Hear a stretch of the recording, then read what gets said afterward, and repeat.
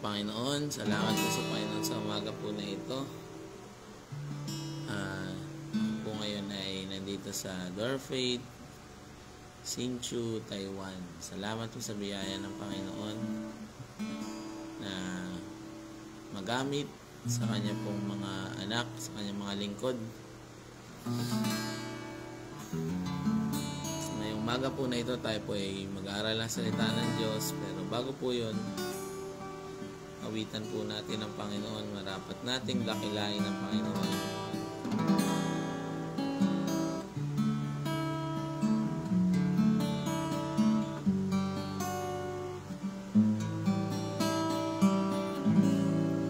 Marapat nating dakilain ang Panginoon, nag-iisang manlilikha, tanging tagapagligtas, kahangahangang tagapayo, amang mapagmahal, siya'y kumlihan, pag-asa ng lahat.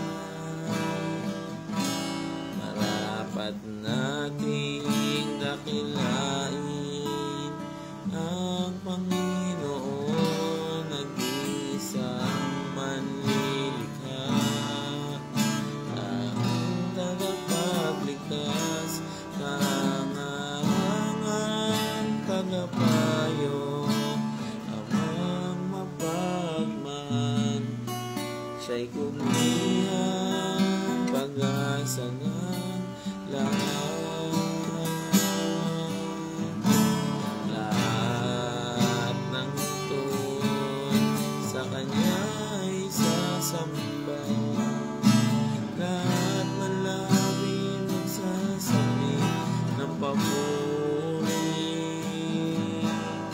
tanging pangalan niya ang itataas, Panginoong Yesus,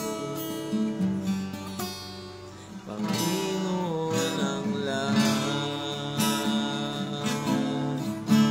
Lahat ng tuon sa Kanya ay sasabihan, lahat ng labi magsasabi ng papuri, tanging pangalan niya ang itataas, Panginoong Yesus, Panginoon ng lahat, Panginoong Yesus, Panginoon ng lahat.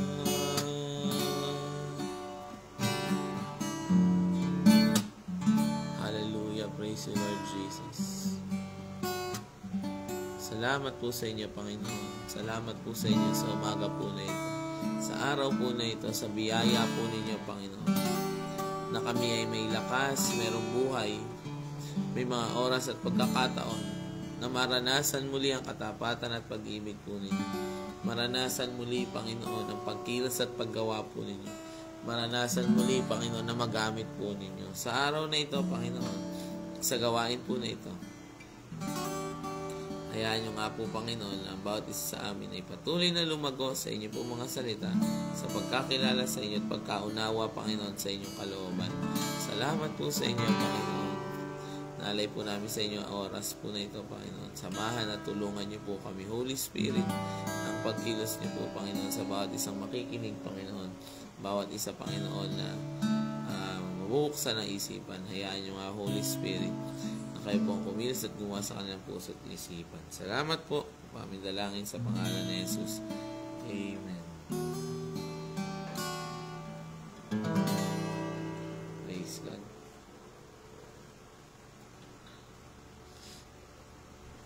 Salamat sa Panginoon. Tayo po ay mag-aral ng salita ng Diyos. Dito po tayo sa 1 Corinthians chapter 2.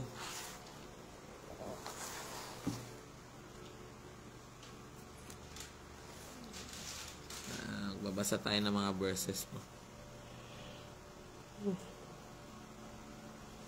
Good morning po. Good morning po. Praise God. Sabi dito sa 1 Corinthians chapter 2 verse 1 hanggang sa mga sumusunod na verses. Mga kapatid, nang pumunta ako riyan upang ipahayag ang lihim ng plano ng Diyos. Yung lihim na plano ng Diyos. Sabi diyan, hindi ako gumamit ng malalalim na pananalita o karunungan. Sapagkat ipinasya ko na wala ako ipangaral sa inyo, kundi si Jesucristo at ang kanyang pagkapako sa krus. Pumunta ako riyan ng may kahinaan at nanginginig pa ako sa takot. Nang mangaral ako sa inyo, hindi ako gumamit ng matatamis sa pananalita batay sa karunungan ng tao upang kumbinsihin kayo. Sa halip, pinatunayan ng banal na Espiritu ang aking pangaral sa pamagitan ng kanyang kapangyarihan. Nang sa ganoon, hindi nakasalalay sa karunungan ng tao ang inyong pananampalataya, kundi sa kapangyarihan ng Diyos. Try na rin natin verse 6 po. Kung sa bagay, nagtuturo rin kami ng malalalim na karunungan sa matatag na sa pananampalataya. Ngunit ang karunungang ito ay hindi mula sa karunungan ng mundong ito o sa mga namumuno sa mundong ito na nakatakdang malipol. Ang karunungang sinasabi ko ay karunungan ng Diyos na kanyang inilihim noon. Ito'y tinalagan niya para sa ating karangalan bago pa man niya likhain ang mundo. Ang karunungang ito ay hindi naunawaan ng mga namumuno sa mundong ito. Sapagkat kung naunawaan nila, hindi sana nila ipinako sa krus ang dakilang Panginoon. Okay, so yung may tinutukoy si Pablo na karunungan, na knowledge, wisdom. Actually, sa English po, ang term na ginamit ay wisdom. Karunungan. At makikita po natin dito, sinasabi po ng ating pong lingkod, Apostol Pablo, na sa kanya pong paghayo sa Korinto, hindi niya masyadong ginalingan in worldly standard yung kanyang pagsasalita. Wala masyadong presentation, wala masyadong illustration. Pinababaw niya yung kanyang pangaral. Marahil hindi rin siya naging agresibo, dahan-dahan din siya magsalita.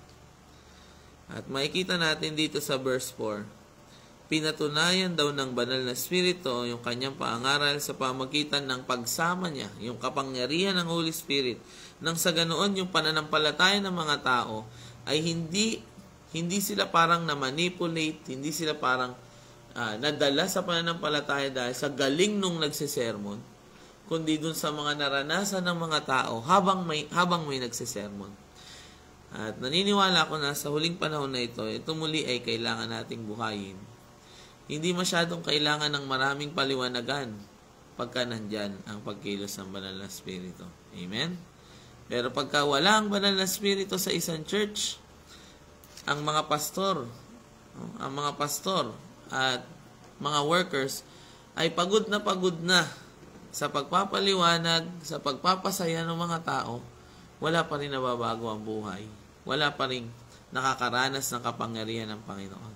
Pero kung nandyan ang banal na Espiritu, mga simpleng salita, mga simpleng pangaral, dati pagka pinakikinggan ko, at hanggang ngayon po, sila Reinhard Bonnke,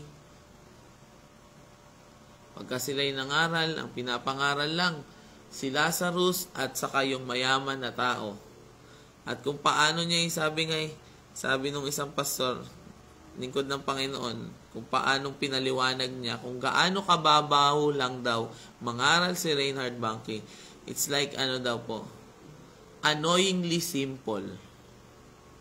Annoyingly simple.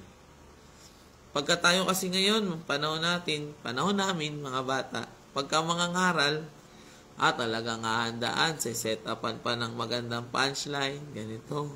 Kailangan nakakatawa to. Kailangan may illustration na ganito. Pero sila noon, yung mga nauna sa atin, binabasa lang nila at nire-relay lang nila kung ano yung sinabi ng Panginoon. Pero nagiging makapangyarihan ito dahil yung pagsama ng Banal na Espiritu ay ganun na lang. Dito sa Judas chapter 1 verse 18, pinapakita dito po na yung mga false prophets and teachers ay baliktad naman. They do not have the Holy Spirit. Sabi dito po, Judas chapter 1, siyempre, verse 17. Ngunit lagi ninyong tandaan, sabi, mga minamahal, ang sinasabi ng mga apostol ni Kristo na ating Panginoon. Sinabi nila, sa huling araw darating ang mga taong mapanlibak, na ang tanging sinusunod ay masasama nilang hangarin. Sila ang mga taong gumagawa ng paraan upang masira ang pagkakaisa nyo. Makamundo sila at wala sa kanila ang banal na Espiritu. Amen. Dumarating na ngayon po yung mga punto na nangangaral ng salita ng Diyos, tumatayo as leader ng isang grupo, isang church. No, nakikita natin sa Facebook. Itong kamakailan lang po, nanonood ako sa isang parang expository sila po. Nag-expose sila. Yung isang church sa US, yung kanilang lobby, ginawang parang Toy Story yung itsura po. Parang theme park. At ang sabi nung paanyaya nung pastor, sabi, halika kayo, dumalo kayo sa amin. Ngayon ay ating cinema month.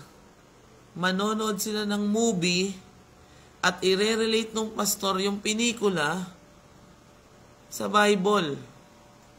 Kailangan ng gawing sinihan yung simbahan para may dumalo.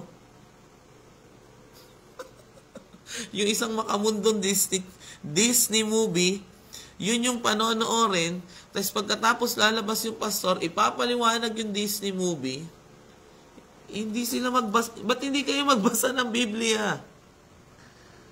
Parang katulad nito, si Finding Nemo. Dahil mahal nung tatay, si Nemo, hinanap siya. Ganon din tayo sa Panginoon. Hinanap tayo ng Panginoon. Nilarawan yung pag-ibig ng Panginoon kay Finding Nemo. Pero si Pablo daw ay sinasabi lang yung katotohanan ng ginawa ng Panginoon sa krus. Hindi daw gumamit ng ganoon si Pablo. At nakakalungkot, 1 buwan daw po yon. Baka ang sunod naman doon ay Transformers.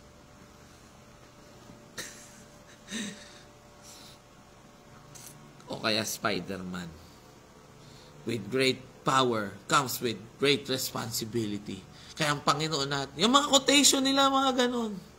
Karunungan ng mundo na ito. Sabi ng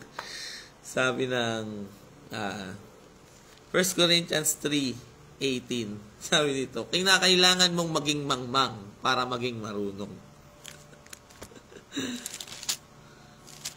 Praise God. Sabi dito, huwag ninyong dayain na inyong sarili. 1 Corinthians 3:18. Kung meron man sa inyo nag-aakala na siya'y marunong ayon sa karunungan ng mundo, kinakailangan tigilan na niya ang ganyang pag-iisip upang maging marunong sa paningin ng Diyos. Sa English po kasi ganito po. He should become a fool so that he may become wise. Kailangan maging mangmang ka. Bakit? Kasi sa 1 Corinthians din po, chapter 1, verse 18, ang sabi po dito, ang mensahe ng pagkamatay ni Kristo sa krus ay kamangmangan sa mga napapahamak. Kinakailangan magtunog kang foolish. Minsan pagka nangangaral ka ng Word of God, minsan sobrang i-relate natin sa mundo, nagiging parang tunog makamundo yung pangangaral. Hindi natin kailangan sobrang ibaba. Pababawin lang yung mga salita, pero wag nating gagamitan ang karunungan ng mundo na gumagamit tayo ng salita o mga terms. Tulungan tayo ng Panginoon. Amen? Sabi dito po, Ngunit sa mga naliligtas, ito'y kapangyarihan ng Diyos. Ang mensahe ng pagkamatay ni Kristo sa krus ay kamangmangan sa mga napapahamak. Meron pa dito po, hindi ko na ihanda pero sabi dito, ngunit kami na may pinapangaral, verse 23 po ako. 22. 1 Corinthians 1:22. Ang mga Hudyo ay ayaw maniwala hanggat walang nakikitang himala, at ang mga Griego na may humahanap na sinasabi nilang karunungan. Ngunit kami na may pinapangaral, ang Kristo na ipinako sa krus, isang bagay na hindi matanggap na Hudyo, at isang kamangmangan sa mga hindi Hudyo. Hindi matanggap nung isang side, yung mga Hentil naman, hindi mapaniwala, hindi din matanggap na parang karunungan. Ano ba yung pinapangaral mo? Isang tao na nakapako sa krus na magdudulot ng buhay na walang hanggan natin? Hindi nila matanggap yung ginawang paraan ng Panginoon. Bakit? Sapagkat ang inaakala ng tao na kamangmangan ng Diyos ay higit pa sa karunungan ng tao. Parang kamangmangan din kasi yun sa isip-isip nila. Yung Diyos ninyo pinako sa krus, di man lang niya na ipagtanggol yung sarili niya. Ganun sila mag-isip. Di nila nakukuha na ang Panginoon ay nagtagumpay sa pamagitan ng kamatayan. Na tayo ay natubos sa pamagitan ng Kanya. Hindi nila yun nakukuha. At babalik pa rin tayo po dun sa dahilan na wala kasi sa kanila ang Holy Spirit. Hindi nila kasi tinanggap ang Espiritu ng Diyos. Amen? Sabi dito po balik tayo po sa Corinthians 2. 1 Corinthians 2.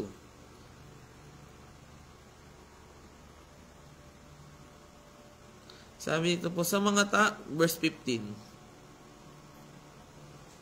Dito po ako sa 4:13 magsisimula. 1 Corinthians 2 verse 13. Kaya nga ipinangaral namin ang mga bagay na ito sa pamagitan ng mga salitang mula sa Espiritu at hindi sa karunungan ng tao. Diyan natin makikita po that men by ourselves do not have spiritual revelation or spiritual knowledge. Kung iwanan tayo ngayon ng Holy Spirit, pare-pareho po tayo mawawalan ng kakayahang maunawaan ng Diyos. Ganon kahalaga ang banal na Espiritu sa isang ministry. Kung wala ang banal na Espiritu, 1 taon na, dumadalo yung tao, antukin pa rin yan sa church. Pero kung nandyan ang Holy Spirit, 2 meetings lang yan. Matatanggap niya yung katotohanan, yung pag-ibig ni Jesus, magpapabautismo yan sunod na linggo. Pagka merong kaunawaan, nabubuksan kasi ng Holy Spirit yung usapan ng mga tao. At yon ang pinagpapasalamat ko po sa Panginoon. Ipinagkatiwala sa church nung umalis ang Panginoong Jesus. Ipinagkatiwala sa atin yung pagsama ng Banal na Espiritu. Amen. Sa anniversary po namin sa Bacoor, ang tema po namin ay The Spirit of the Lord is upon me. For He hath anointed me to preach the gospel, the good news to the poor, and to declare, sabi doon, that this is the year of the Lord's favor. Ngayon ang taon ng pagliligtas para sabihin sa mga tao, no, for those who are bound, na malaya na sila. No, kung walang Holy Spirit ang church, magiging pahirapan para baguhin yung mga tao. Pero dahil sa ating pagpapatuloy sa kalooban ng Panginoon, sa pagsunod, mga kapatid, magtunog man tayo, magtunog baliw man tayo sa iba. Pero sa atin, na mga sumasampalataya sa Panginoon, halimuyak ito na pabango. Sabi nga dito po, 14, tutuloy ko lang po yung 1 Corinthians chapter 2 verse 14. Ngunit sa taong wala sa kanya ang Espiritu ng Diyos, hindi niya tinatanggap ang mga aral mula sa Espiritu, dahil para sa kanya ito'y kamangmangan lang, at hindi niya ito nauunawaan, dahil ang mga bagay na ito'y mauunawaan lamang sa tulong ng Espiritu. Sa taong nasa kanya ang Espiritu, nauunawaan niya ang mga bagay na ito, ngunit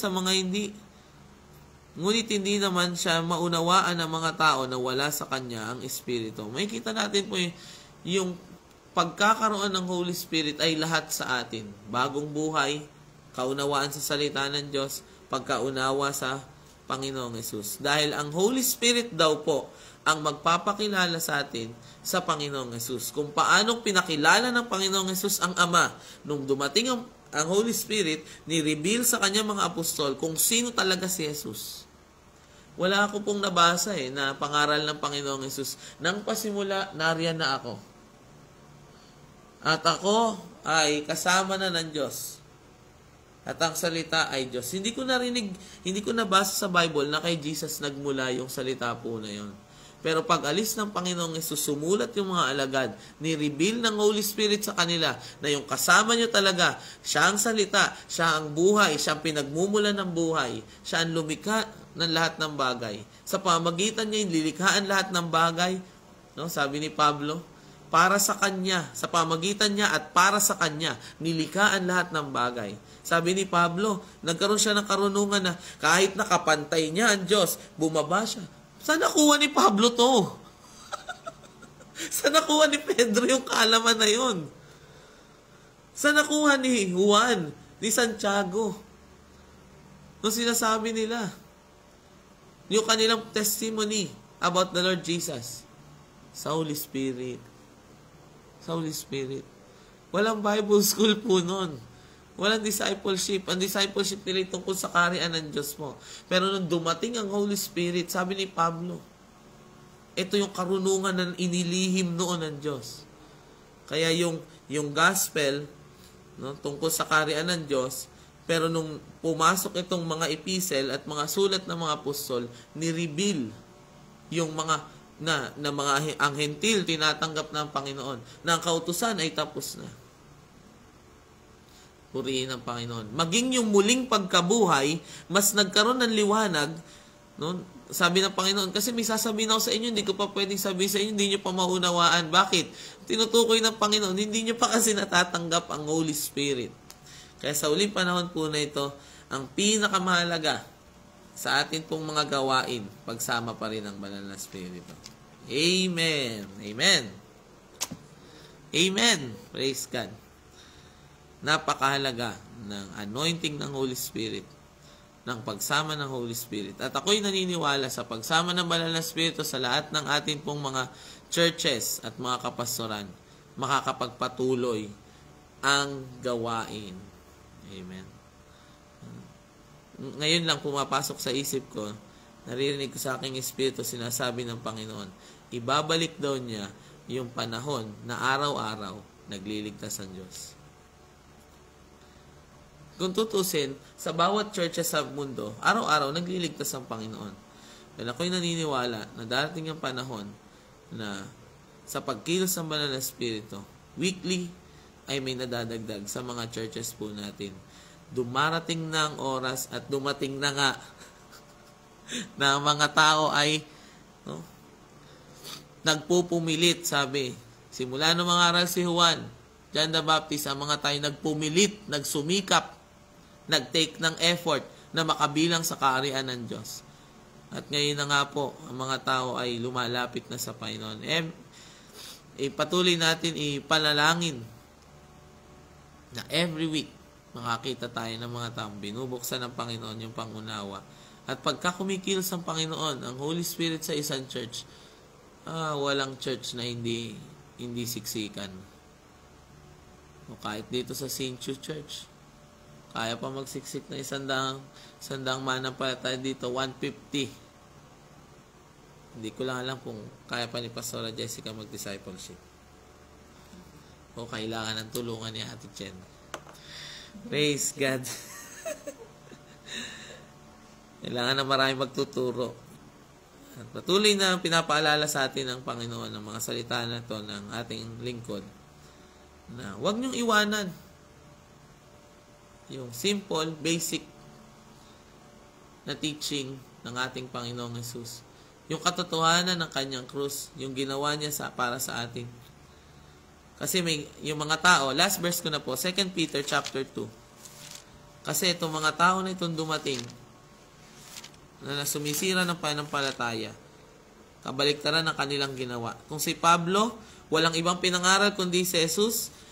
Etong 2 Peter chapter 2 verse 1, walang ibang ginawa kundi kalimutan ng Panginoon.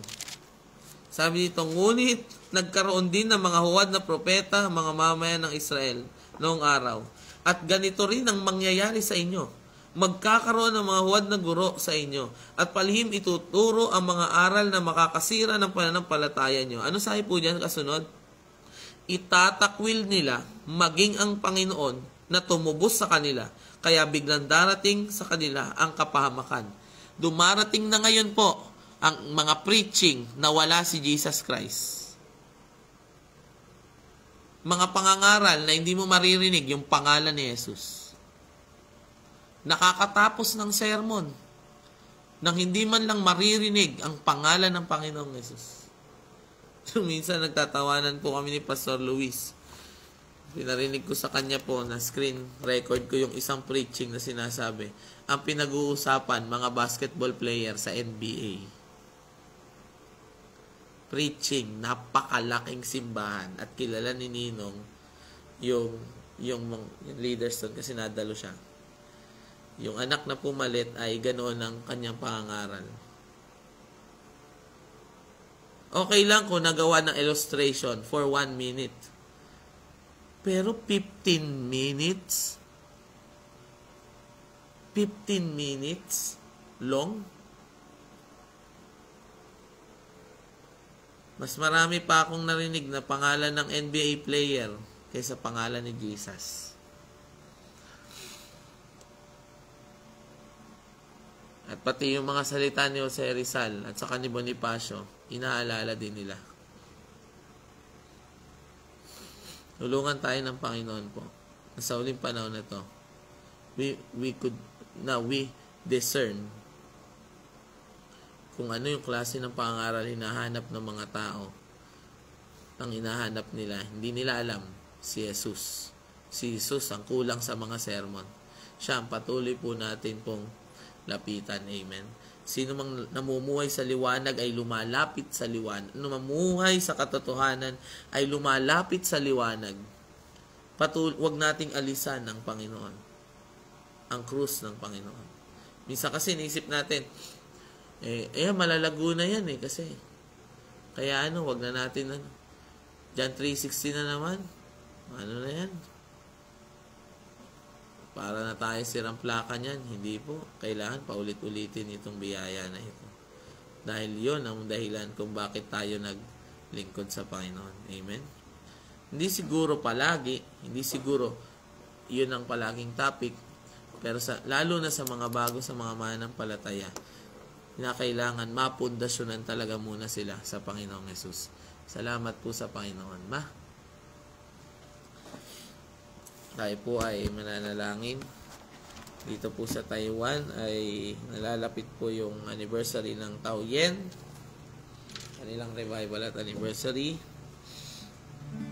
sa August 10.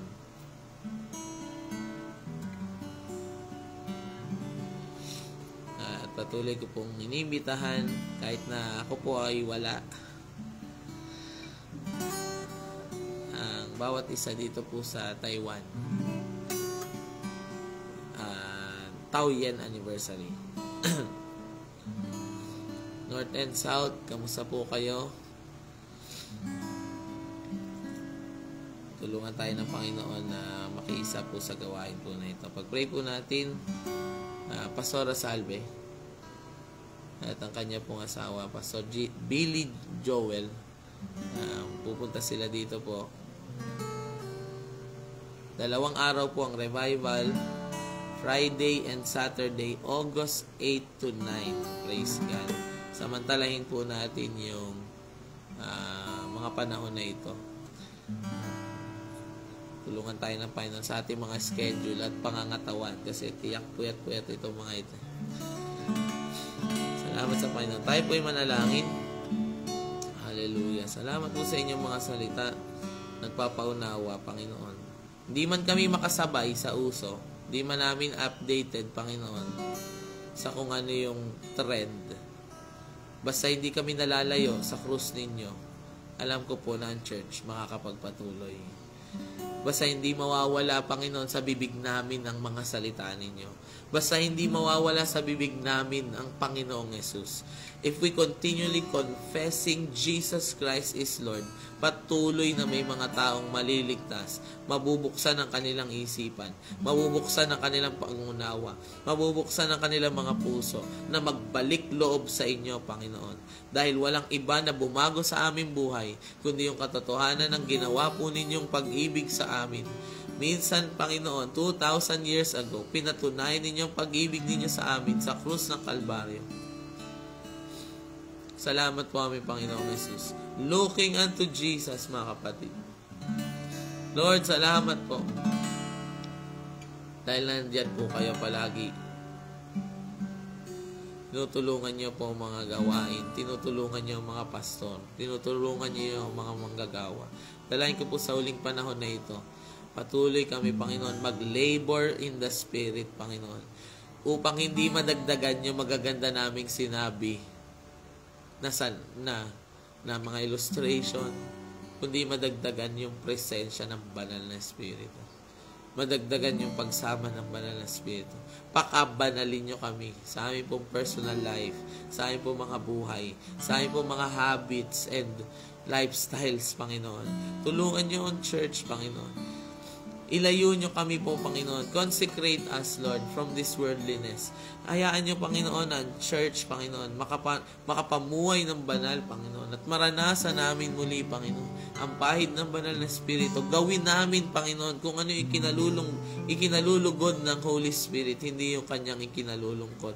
Upang sa mga churches, Panginoon, kahit simple yung pangaral, kahit baha tayo nagsalita o kahit na matanda, naniniwala po kami, Panginoon, na sa pagkilos ng banal na Espiritu, mabubusog pa rin yung mga tao ng katotohanan ng salita ng Diyos. Dahil hindi namin kailangan ng extra words, magaganda pang mga salita. Yung mga salita ninyo plainly could change lives, Panginoon. Salamat po sa inyo, Panginoon. Salamat po sa inyo. Salamat po, Panginoon. Nadalain ko po sa inyo po gawain, Panginoon, na darating ngayong week. Revival, Panginoon, August 8 and 9, Panginoon, sa Taoyen. Kayo patuloy na kumilos, Panginoon. Bigyan niyo po ng biyaya, niyo po mga anak na sila'y makarating sa gawain po na ito. Ganon din po sa kanila anniversary sa Sunday, Panginoon. Kayo po ang patuloy na kumilos. Ang mga lingkod po ninyo na darating, ingatan niyo po sila mula sa oras po na ito. Patuloy na pag-iingat po ninyo yung maranasan po nila upang sila ay makarating dito kasama dala ang inyong pabor at kapangyarihan. Salamat po sa inyo, Panginoon. Salamat po sa araw na ito. Sino man papasok sa school, sa trabaho, magbubukas sa kanilang negosyo, ang pagpapala niyo po'y sumama sa kanila. Blessings upon blessings, favor and grace, Panginoon. Sumagana po sa bawat isa sa amin sa araw na ito. Pinupuri namin kay Ama. Ito po aming dalangin sa pangalan ng Panginoong Jesus. Amen. Amen. Praise God. Salamat po sa Panginoon. God bless po sa bawat isa. Purihin po ang Panginoon.